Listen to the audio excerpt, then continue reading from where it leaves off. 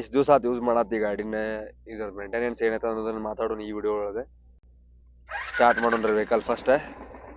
ಗಾಡಿ ಒಂದ್ 3000 ಕಿಲೋಮೀಟರ್ ಓಡಿಸೇನ್ರಿ. ಅದಾದ್ಮೇಲೆ ನಾ ಇದು ಗಾಡಿ ನಂದು ಪ್ರೈಮರಿ ಸರ್ವಿಸ್ ನಾ ಫಸ್ಟ್ ಮಾಡಿಸಿದ್ ರಾಯಲ್ ಎನ್ಫೀಲ್ಡ್ ಒಳಗೆ. ಒಂದ್ 2500 ರೂಪಾಯಿ ಆಸ್ಪಾಸ್ ಬಂದ್ರಿ ಅದ್ ಖರ್ಚು. ಅಲ್ಲಿ ಬ್ರೇಕ್ ಪ್ಯಾಡ್ ಚೇಂಜ್ ಮಾಡಸ ಅಂತ ಹೇಳಿದ್ರು ಅವ್ರು. ಒಂದ್ 50% ಬ್ರೇಕ್ ಪ್ಯಾಡ್ ಉಳಿದಿತ್ತು, ಅವು ಚೇಂಜ್ ಮಾಡಿಸ್ಲಿಲ್ಲ. ಯಾಕಂದ್ರೆ ನನ್ ಕಡೆ ಅವಾಗ ಅಷ್ಟು ಅಮೌಂಟ್ ಇರ್ಲಿಲ್ಲ. So and then after 1000 kilometre ಓಡಿಸಿದ ಆದ್ಮೇಲೆ ಸರ್ವಿಸ್, ಪೋಸ್ಟ್ ಸರ್ವಿಸ್, ನಾ ಆಮೇಲೆ ಚೇಂಜ್ ಮಾಡಿಸಿದೆ brake pad. Royal Enfield brake pads ಬರ್ತೈತ್ರಿ. ಅದು ರೇರ್ ಬ್ರೇಕ್ ಪ್ಯಾಡ್ಸ್ಗೆ 220 ರೂಪೀಸ್ ಬಿತ್ತದ.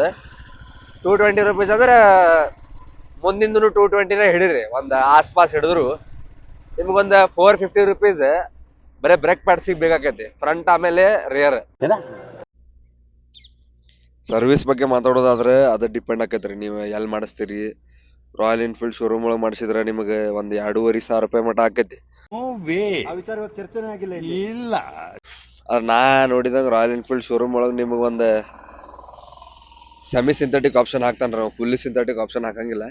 ಸೆಮಿ ಸಿಂಥೆಟಿಕ್ ಆಯಿಲ್ ನೀವು ಹೊರಗೆ ತಗೊಂಡು ಹಾಕ್ಸ್ಬೋದು. ಶೆಲ್ ಅದೊಂದು ನಿಮ್ಗೆ 1000 ರೂಪೀಸ್ ಮಟ ಬೀಳ್ತೈತಿ. ನಾ ಇದಕ್ಕೆ ಹಾಕೋದು fully synthetic engine oil. Reason by this is 500cc.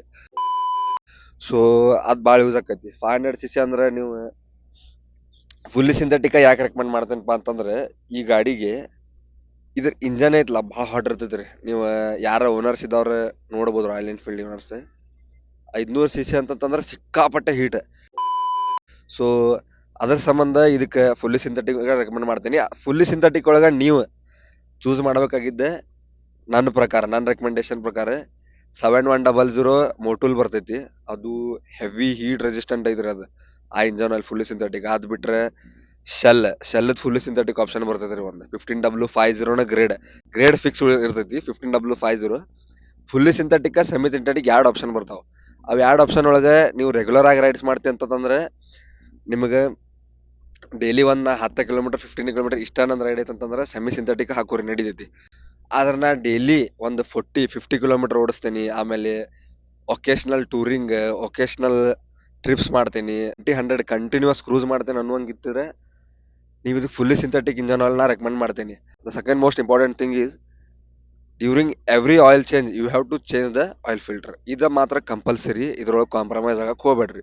Air filter ಒಂದು 10,000 ಕಿಲೋಮೀಟರ್ಗೆ ಒಮ್ಮೆ ಚೇಂಜ್ ಮಾಡುವಂತ ಜರೂರತ್ ಬರ್ಬೋದು. ಅದ್ ಬಿಟ್ರೆ ಬೇರೆ ಏನು ಬರಂಗಿಲ್ಲ. ಇದು ಹತ್ತಿದ್ರ ಮೇಂಟೆನೆನ್ಸ್. ಅದ್ ಬಿಟ್ರೆ ಚೈನದ್ರಿ. ಚೈನ್ ಕಾಯಂ ಲೂಬ್ ಮಾಡ್ಕೊಂತಿರ್ಬೇಕು. ಯಾಕಂತಂದ್ರೆ ಜಲ್ದಿ ಡ್ರೈ ಆಗ್ಬಿಡ್ತೈತಿ. ಫೋರ್ಸ್ ಟಾರ್ಕ್ ಜಾಸ್ತಿ ಇರ್ತೈತ್ರಿ ವೆಹಿಕಲ್ ಇದ್ದ. ಜಲ್ದಿ ಡ್ರೈ ಆಗೋದ್ರಿಂದ ಚೈನ್ ಲೂಬ್ ಮಾಡೋದು ಭಾಳ ಇಂಪಾರ್ಟೆಂಟ್. ಆಯಿಲಿಂಗ್ ಅನ್ನೋದ್ರೆ ಆಸ್ ಸಚ್ ಆಯಿಲಿಂಗ್ ಇಲ್ಲ. ಈ ಪಾರ್ಟ್ ಏನಿರ್ತೈತಲ್ಲ ಇಂಜನ್ EFI ವೇರಿಯಂಟ್ ಏನ್ ಅದಾವ ನೋಡ್ರಿ, ಈ ಪಾರ್ಟಿಗೆ ವಾಶ್ ಮಾಡಬೇಕಾರೆ ನೀರ್ ಸಿಡ್ಸಕ್ ಹೋಗ್ಬೇಡ್ರಿ. ಯಾಕಂತಂದ್ರೆ ಇದು ಎಲೆಕ್ಟ್ರಾನಿಕ್ ಫ್ಯೂಲ್ ಇಂಜೆಕ್ಷನ್ ಒಳಗೆ ಫ್ಯೂಲ್ ಇಂಜೆಕ್ಟರ್ ಇರ್ತೈತಿ. ಅಕಸ್ಮಾತ್ ಫ್ಯೂಲ್ ಇಂಜೆಕ್ಟರ್ ಒಳಗೆ ನೀರು ಹೋತ ಖರಾಬ್ ಆತಂತಂದ್ರೆ ನಿಮ್ಗೆ 12,000 ರೂಪಾಯಿ ಖತ್ರಿ ಬೀಳು ಚಾನ್ಸ್ ಇರ್ತೈತಿ. ಅದ್ ಬಿಟ್ರೆ ಈ ಗಾಡಿ ಒಳಗ ಖಾಯಂ ಬ್ಯಾಟ್ರಿ ಚಾರ್ಜ್ ಇರ್ಬೇಕು. ಬ್ಯಾಟ್ರಿ ಅಕಸ್ಮಾತ್ ಈ ಗಾಡಿ ಒಳಗ ಅಡಿಮಾತ್ಪ ಅಂತಂದ್ರೆ ಚಾರ್ಜ್ ಮಾಡ್ಕೋರಿ. ಆದಷ್ಟು ಜಲ್ದಿ ಚಾರ್ಜ್ ಮಾಡ್ಕೋರಿ. ಇದಕ್ಕೆಲ್ಲ ಕೇರ್ ಮಾಡಲ್ಲ. Don't care. ಯಾಕಂತಂದ್ರೆ ಇದು EFI ವೇರಿಯಂಟ್. ಇದು ಚಾಲು ಆಗೋದ ಬ್ಯಾಟ್ರಿ ಮೇಲೆ. ಫ್ಯೂಲ್ ಇಂಜೆಕ್ಷನ್ ಸ್ಟಾರ್ಟ್ ಆದ್ರೆ ಅಷ್ಟ ಗಾಡಿ ಇಂಜನ್ ಸ್ಟಾರ್ಟ್ ಆಕೈತಿ. ಸೊ ಅದು ಡಿಪೆಂಡ್ ಇರೋದು ಅದರಿಂದ ಬ್ಯಾಟ್ರಿಯಿಂದ. ಇದ್ರೊಳಗ 350cc ವೇರಿಯಂಟ್ ಬರ್ತೈತಿ. ಆದ್ರೆ ಅದ್ರೊಳಗೆ ಈ ಪ್ರಾಬ್ಲಮ್ ಇಲ್ಲ. ಇದು ಆಕ್ಚುಲಿ ಯಾಕಂತಂದ್ರೆ ಅದ್ರೊಳಗೆ ಕಾರ್ಬೋರೇಟರ್ ಬರ್ತೈತಿ. ಎಲೆಕ್ಟ್ರಾನಿಕ್ ಫ್ಯೂಲ್ ಇಂಜೆಕ್ಷನ್ ಬರಂಗಿಲ್ಲ. ಇಂಡಿಕೇಟರ್ ಪ್ರಾಬ್ಲಮ್ಸ್ ಭಾಳ ಬರ್ತಿರ್ತಾವ. ಇದ್ರೊಳಗೆ ಕರೆಕ್ಟಾಗಿ ವರ್ಕ್ ಆಗತ್ತಿಲ್ಲ, ಹೆಡ್ಲೈಟ್ ಕರೆಕ್ಟಾಗಿ ವರ್ಕ್ ಆಗತ್ತಿಲ್ಲ. ಸೊ ಅವೆಲ್ಲ ಕಾಮನ್ ಇಶ್ಯೂಸ್.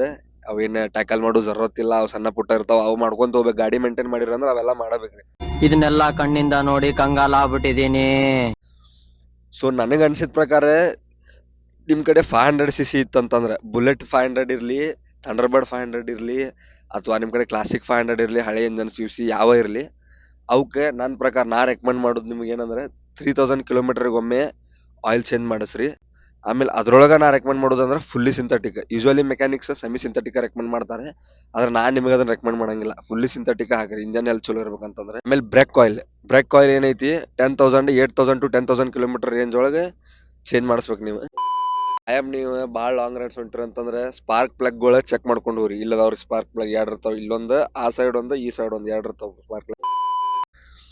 ಆಮೇಲೆ ಇವು ಇಂಥ ಎಲ್ ಇ ಡಿ ಅಂತೂ ಶೋಕಿಗೆ ಹಾಕ್ಸಕ್ ಹೋಗ್ಬೇಡ್ರಿ, ಯಾಕಂತಂದ್ರೆ ಏನು ಯೂಸ್ ಇಲ್ಲ. ನನಗಂತೂ ಈ ಜೀವನವೇ ಬೇಸರವಾಗಿ ಹೋಗ್ಬಿಟ್ಟಿದೆ. ಇದು ಹಾಕ್ಸಿದ್ದೈತಿ ಆದ್ರೆ ಅವು ವರ್ಕ್ ಆಗಂಗಿಲ್ಲ. ಯಾಕಂತಂದ್ರೆ ಎಲೆಕ್ಟ್ರಿಕಲ್ ಸ್ವಲ್ಪ ವಾಟರ್ ಬಡಿತಂದ್ರೆ ಸಾಕ್ರಿ, ಅದು ಪಟ್ನ ಶಾರ್ಟ್ ಸರ್ಕ್ಯೂಟ್ ಆಗ್ಬಿಡ್ತೈತಿ. So this is all about the maintenance of Royal Enfields. ಇದು ಬಿಟ್ಟರು ನಿಮಗೆ ಏನಾರು ರಾಯಲ್ ಎನ್ಫೀಲ್ಡ್ ಬಗ್ಗೆ ಇನ್ನೂ ತಿಳ್ಕೊಬೇಕು ಅನ್ಸಿದ್ರೆ ನನ್ಗೆ ಕಮೆಂಟ್ ಮಾಡ್ರಿ, ಅದ್ರ ಬಗ್ಗೆ ಜಲ್ದಿ ವಿಡಿಯೋ ಮಾಡಕ್ಕೆ ಟ್ರೈ ಮಾಡ್ತೀನಿ. ಸೊ ಸ್ಪೆಸಿಫಿಕ್ ಆಗಿ ಬೇಕಂತಂದ್ರೆ ಕಮೆಂಟ್ ಡೌನ್ ಮಾಡ್ರಿ, ನಾನು ನಿಮ್ಗೆ ರೆಕಮೆಂಡ್ ಮಾಡ್ತೀನಿ. ನಿಮ್ಗೆ ಆ ಪ್ರಾಡಕ್ಟ್ದ ಡಿಸ್ಕ್ರಿಪ್ಷನ್ ಬೇಕಂತಂದ್ರೆ ಹೇಳ್ರಿ, ಅದನ್ನೂ ನಾ ಹಾಕ್ತೀನಿ ನೆಕ್ಸ್ಟ್ ವಿಡಿಯೋ ಒಳಗೆ. Guys and do subscribe the channel, do comment down. ಇಷ್ಟು ಹೇಳಕ್ಕೆ ಇಷ್ಟಪಡ್ತೀನಿ. ಓಕೆ ಫ್ರೆಂಡ್, ಬಾಯ್.